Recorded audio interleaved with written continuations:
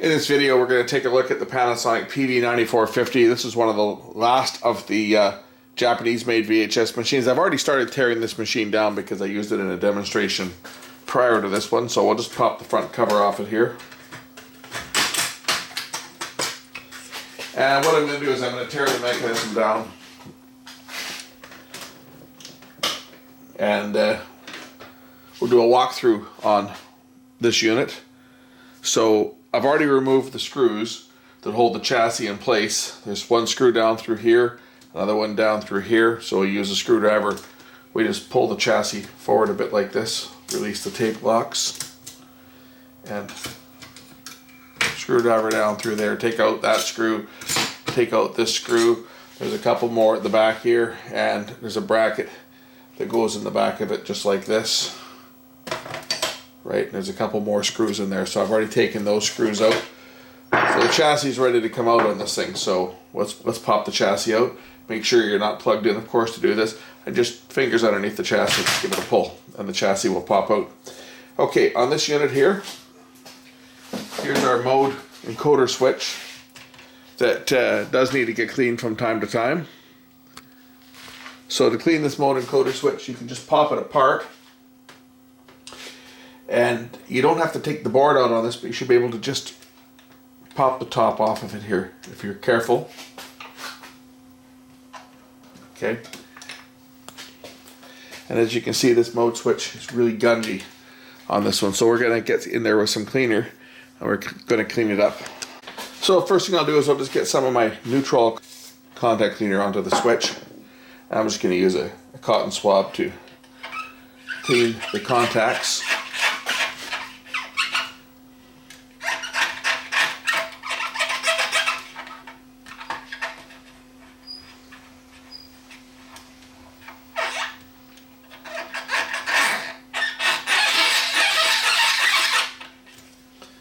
As you can see,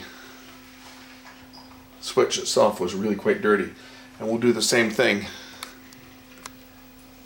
for the contacts here. Now my Q-tip's got some cleaner on it from soaking it up from the base of the switch, so we'll just clean that up. And I'm just going to put a little more cleaner on the switch just to leave a bit of a film behind, and then we can snap the switch back together. Just like that, and give it a bit of a spin.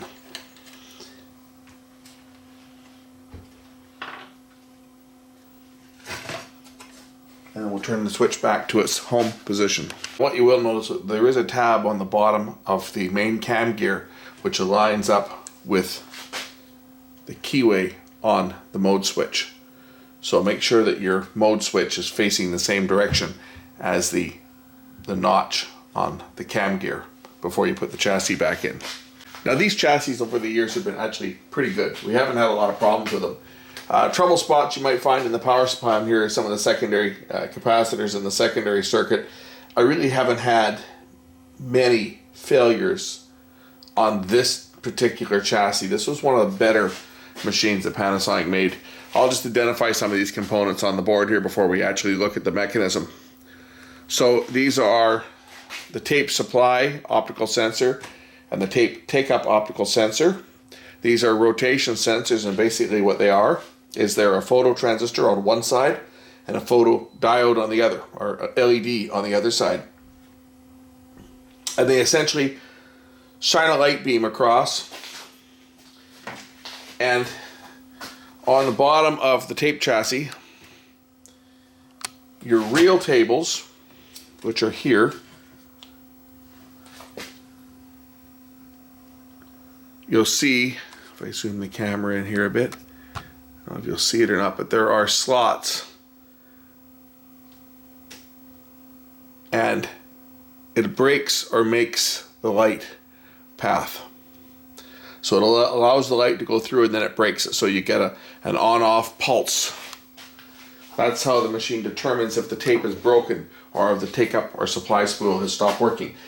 It also uses that to determine the position of the tape for a rewind and fast forward, so that it can slow the motor down as the tape reaches the beginning. These sensors here, these are the tape end sensors. that tell the machine to stop when the tape gets to the end. And this is the infrared light source. This fits up through the middle of the tape and shines a light beam out towards the two tape sensors. That's the mechanism again, or that's the electronics of this. It's a single board. You can't remove the power supply or anything. Everything's all on one board. And basically, if we were to pull the chassis out on this thing, you'd find that there's not a heck of a lot to this. There's, I think there's 2 chips on this thing, 2 or 3 chips. You've got a system control chip, you've got your hi-fi audio, and you've got your video circuit.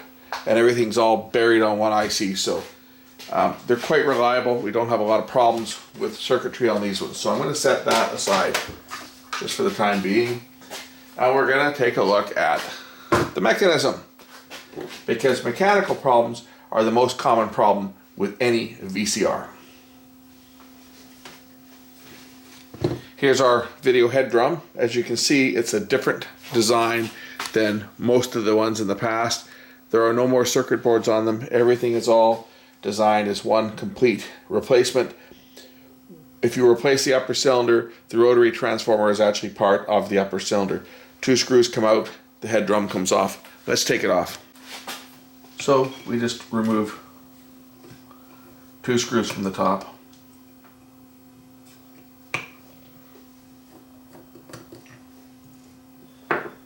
And then we're able to lift the entire head drum off. And as you can see, here's your rotary transformer.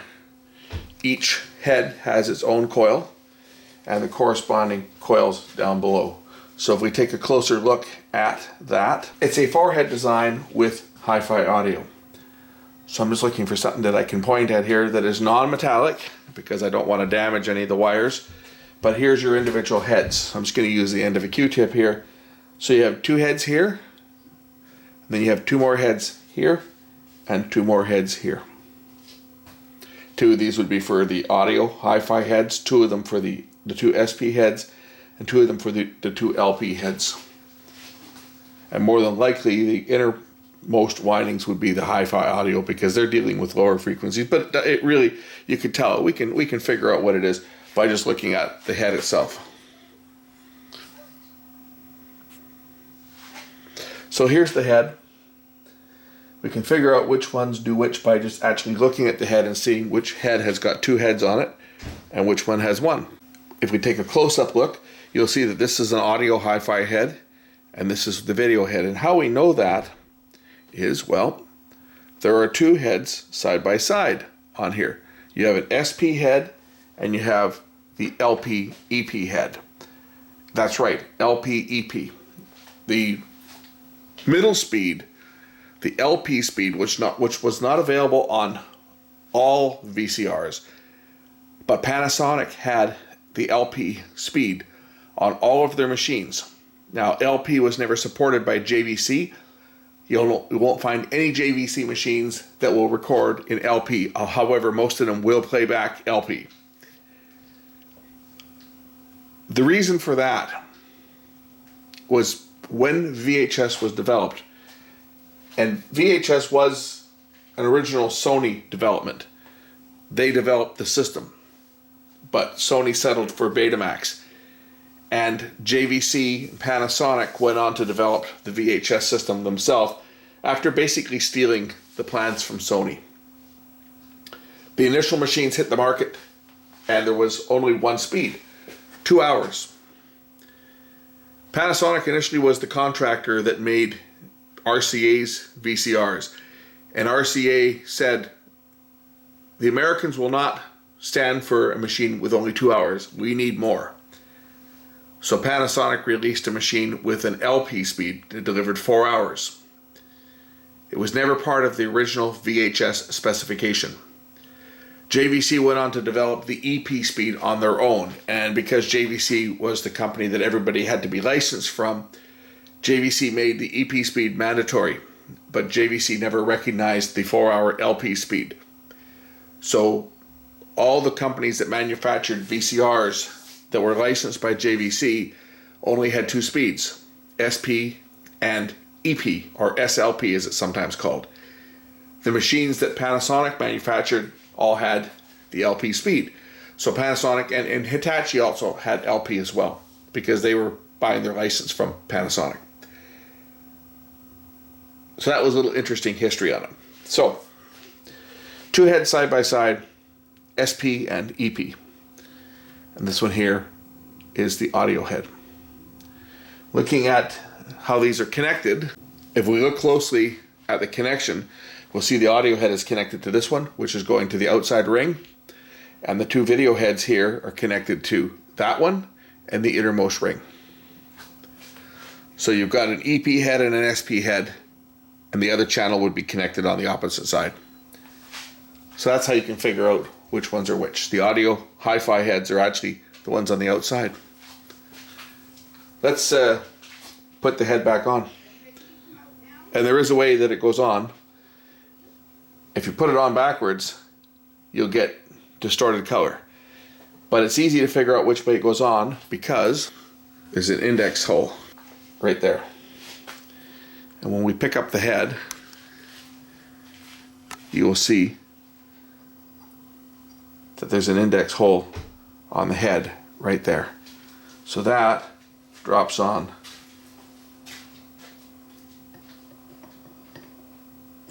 just like that. No mechanical alignment necessary like the old 3-piece betas that required a dihedral and eccentricity adjustments. On VHS, you just drop the head drum on and put the screws back in. It was really quite straightforward to change the heads, especially on this machine, because as you can see, it's just held in place by 2 screws. These machines were all put together by robots, and that's why the alignment pin is there, so that the robot assembling the machine could line the head up and get the phase correct. Now let's go ahead and we'll remove the front loading mechanism. I do that by just using a screwdriver to release the tension on this big spring back here. I'm going to raise up the camera a bit so it makes it a little easier to see what I'm doing. So first, we're going to release the spring here. So that removes the spring. And then we can release or remove the red screw. There should be 2 more of them on the front here that I take out to remove the actual tape mechanism there on the front. I'm just going to release the catches here. And there's 2 more screws down here.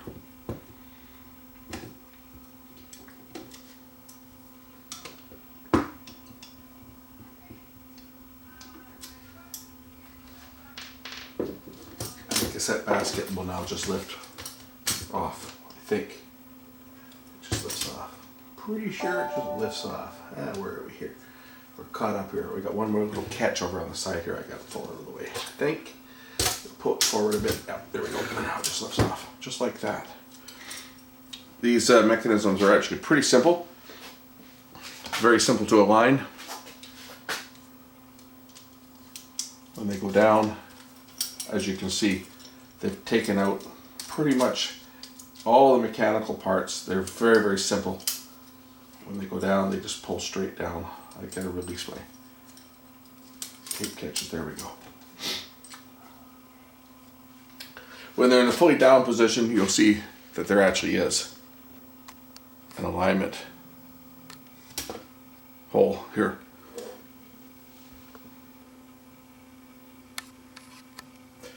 Timing mark there for when you're in the fully down position, and when you push the mechanism back to eject the tape.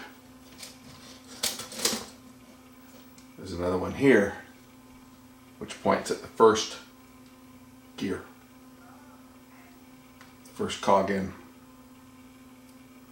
But the ones you want to align are that one and that one when your mechanism is fully down. I should point out that these machines detect that there's a tape being inserted by interruption of the light path through the take-up side sensor. Normally when the tape is ejected, the light is blocked from that sensor. So if you put a tape in and it doesn't load, it could be a bad sensor on the take-up side, or it could be the LED in the middle. Because when you push the tape in, you'll see there's a hole here. Now it blocks the light. so it tells it that you've pushed a tape in. Normally it'll see the light from the LED. So if a VCR is trying to load a tape and you're not putting a tape in and you hear it trying to load, that's a good indication that the LED in the middle of the tape path could be getting weak, because that's what triggers it, is when the tape path, when you push a tape in, it blocks the light on this side, but only on the take-up side. So that tells the machine that you pushed in a tape. This other slot here, this is what is open when the tape is down, so that the VCR can see when the tape has reached the end when you're rewinding it. And then when you eject it, it will see the light get blocked and then again not be blocked when the tape is fully ejected. So it's something to keep in mind. If you've got one of these machines and you plug it in and it's trying to pull the tape in and you're not trying to load a tape, it could be the LED is getting weak, or the photo transistor on the other side has a problem. To take the pinch roller out for replacement on this machine, you just release this top cover by pulling these little clips out of the way. And this will lift off. And now you can lift the pinch roller out for replacement. Really quite simple. If you want to try and replace the pinch roller itself without replacing the entire assembly, you can more than likely take this top piece off. If we release this little catch here, like that, now I can turn the top piece, lift off the top part of the bearing, and now I can lift off the pinch roller, and I can get a new pinch roller and replace it. And then I take my new pinch roller, and again, if you want to lubricate the bearings, you can do that too. I get my new pinch roller, I put it onto the shaft, and I take the top piece, put the top pin back on, slide it back down in place, and lock it in, just like that. Now it's locked in place. If I want to release the loading motor on this unit, there's a couple plastic tabs. There's one at the front here that we have to press in, and there's two more on the bottom of the chassis down here. One is there, and the other one is over here. If we release those tabs, and we release the tab on the front here, the loading motor will pop off. Just like that. Now I've removed the loading motor. Now, the loading motor is obviously soldered down, so you'd have to remove this. If you wanted to take the motor out, you'd remove the bracket here. We can actually pop the motor out by just releasing these other two tabs on the side here, and we'll be able to slide the motor out, but it's going to be attached to the circuit board. I don't need to tear that down that far. I just wanted to take the mechanism out so I can show you the gears down here. Sometimes these gears have a tendency to break, so there's no alignment of these. These are just a speed reduction from the worm gear here. This is our main cam, but with the main motor out of place, we can operate the cam gear by hand. So the cam gear, when you load the tape, first thing the cam gear does is it pulls this lever. This lever is what loads the cassette into place, and it actually will kick the mechanism back just a bit as the tape drops in, and then as the tape finishes its load cycle, now the tape is down. As the cam gear continues to rotate, it's now going to operate this arm here on the cam arm, which will operate the main slide, which of course pushes the guides into place. And then as it were to continue rotating, it releases the brakes. So it's a single gear mechanism.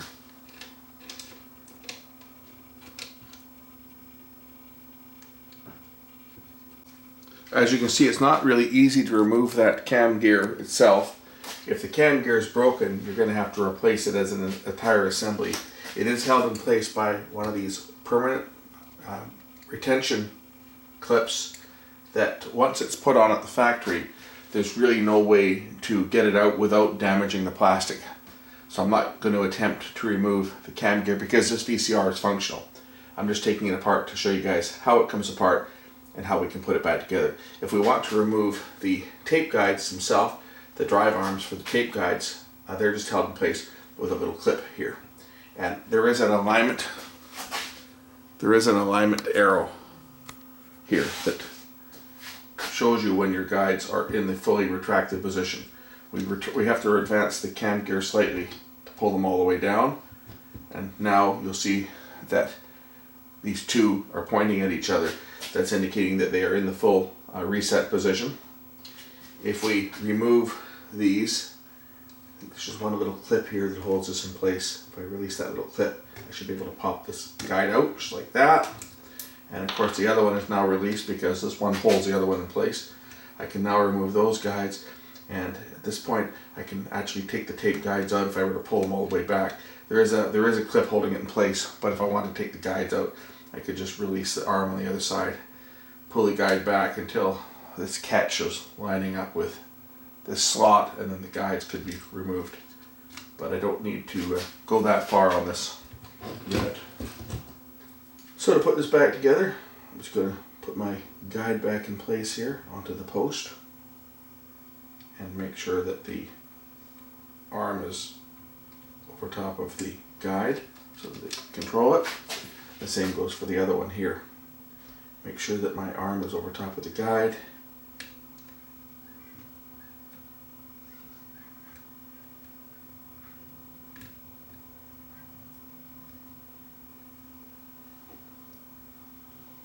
Line up my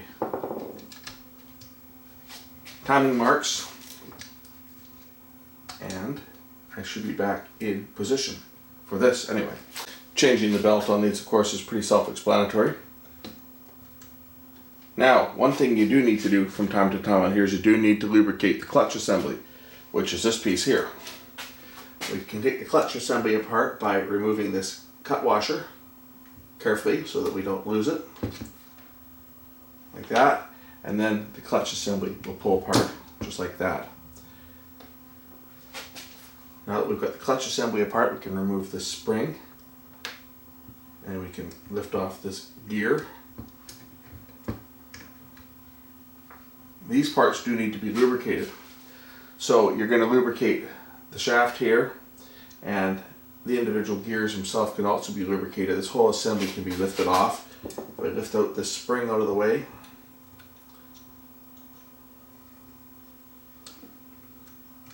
I can lift off this whole assembly.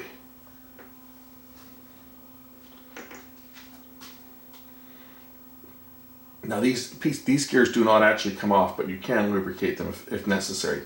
Generally it doesn't need to be done. To put them back in, it's the reverse. Just lift up the lever here. What this lever does is this selects whether you're in high torque or low torque mode for searching or for play or fast forward rewind. Just make sure that the gears go back in place, and it drops into, it's got to get onto the top side of the chassis here.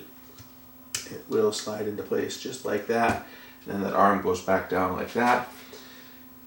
Again, that's the lubricate point, and make sure there's some grease on this gear here because that's what makes contact with this piece here.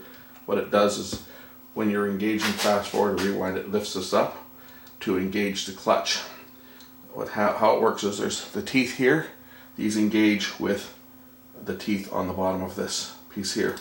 So it's either in low torque mode, or when it raises up, it's in high torque mode. The spring pushes them apart like this. So the spring here normally pushes these two pieces apart so that you're in the slip mode like this, right? So you're in low torque mode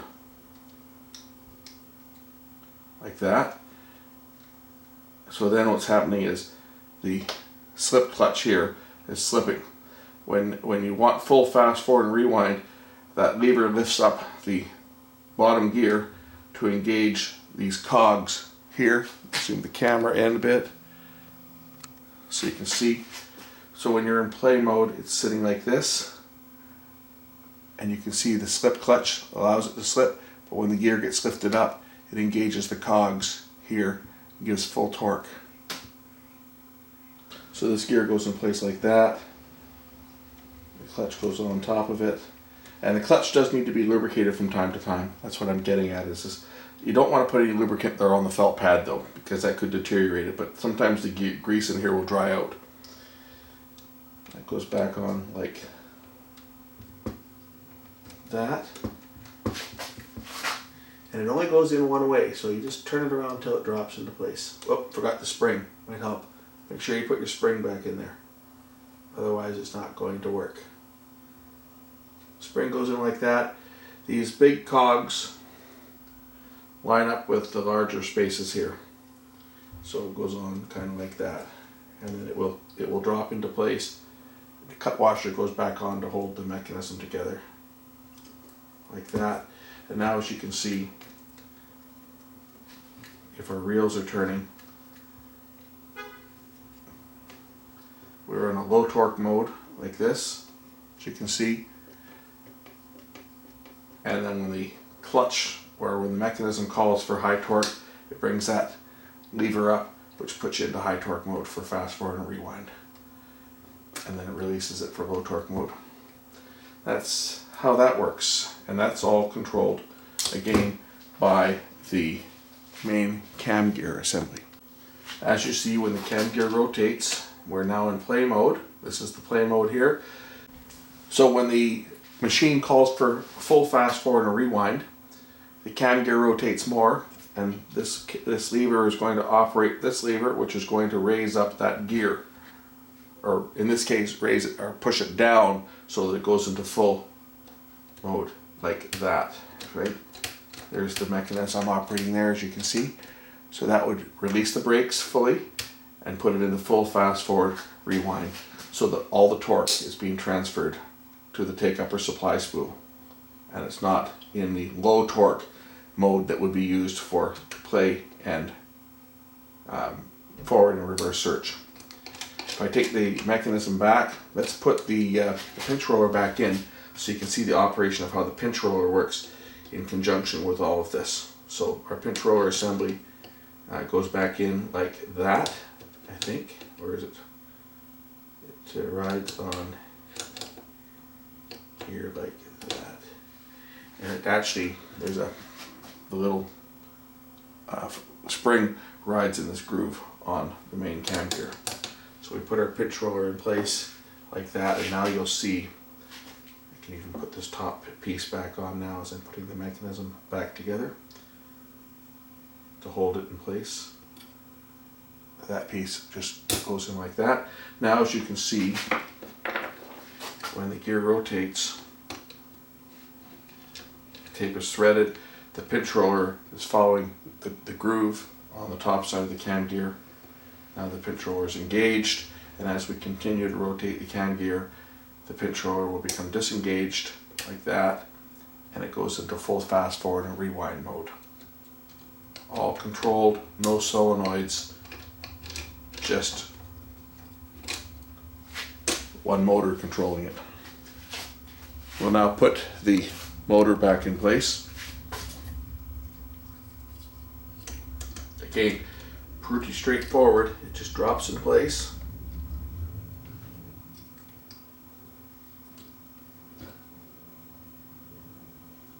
It was easier to see with the pinch roller out, but it does. There's just a little tab here that it drops in place.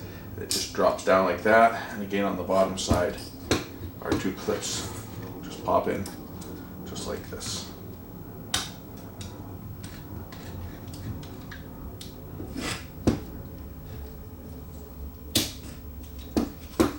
And now our loading motor is back in place, and I can actually turn it with the loading motor.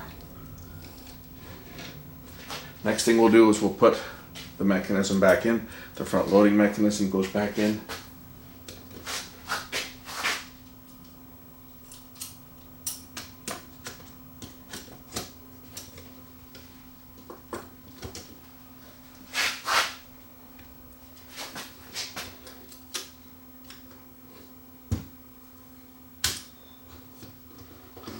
Just like that on that side.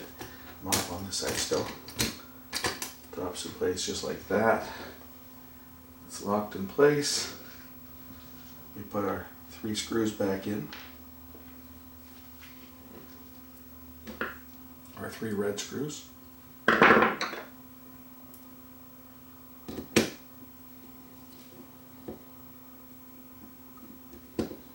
One there. The other 2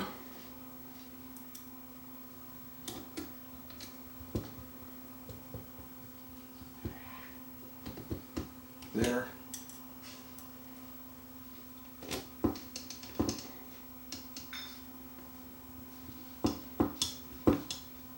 There. Go with the mechanism back to the fully unloaded position, and then just use something to pull the spring back over the loading control arm. Just like that. Now our mechanism's back together. We can install it back in the VCR, and you'll see that this machine goes back together very, very quickly. These are probably one of the simplest machines to service, to take them apart. So literally, as long as this video has been, that's how long it's taken me to take this whole machine apart and put it back together. It is really quite simple. Just gonna line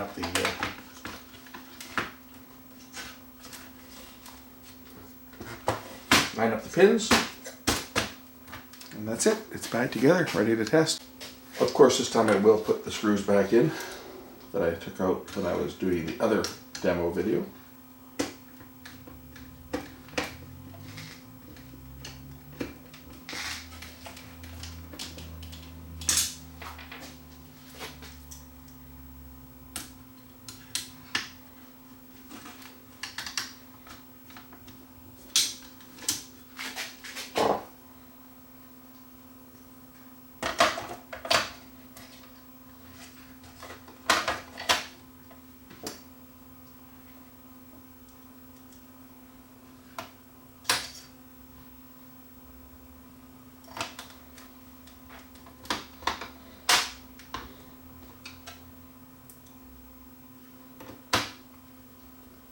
You wonder why all these screws, it's because this unit here, this bracket that I'm putting in, is actually part of the mechanism. It makes sure that that loading motor can't pop out. There's a clamp here that actually holds the motor in place to prevent it from kicking out. And I don't know whether they had any problems with the earlier ones where that broke or not. That's a possibility. And then they figured out that torque was stressing this side and causing the motor to kick up and break parts, so they added a plastic or added a metal arm over there. I don't know if that's the case or not, but that is part of the mechanism, so that's why they've got the extra screws there. They're not just screwing it into plastic. Like this screw here goes into plastic, but this one actually goes into the metal chassis, which is giving it reinforcement so that it doesn't pop out. Okay, I should be able to power this thing up now, and should be able to get a picture off of the thing.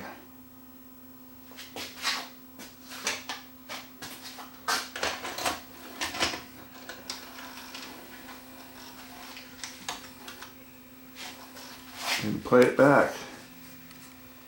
There it is.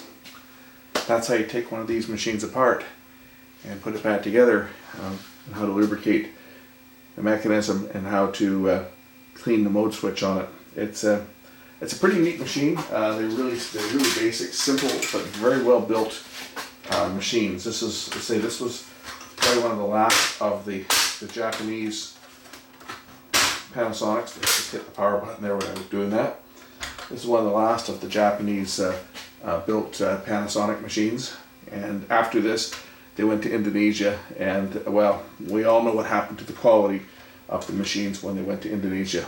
This is one of these great ones. They had this made in Japan badge on it, and one of the best of the Panasonic machines.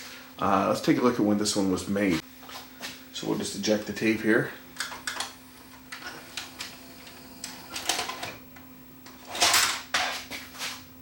You notice this one went back to the classic M design as well, right? No more the fifth guide pulling the tape out. This is more conventional design, just like the original VHS spec, right? That's how the original VHS tape path was designed. Looks like an M, right? Later designs by other companies added that extra guide that pulled the tape way out over here. That was designed to reduce the amount of stress on the tape for fast forwarding and rewinding with the tape loaded. And Panasonic figured that they didn't need to do that, and they went back to the more traditional, fewer moving parts, fewer things to go wrong. And these machines, they actually got it right. And this machine, well, this one was born on February the 2nd, 1999. Just before Panasonic switched their plant over to Indonesia. And again, very good machine. Hope you enjoyed a look at this very well built Panasonic pv9450. And we will catch you in the next one soon. Bye for now.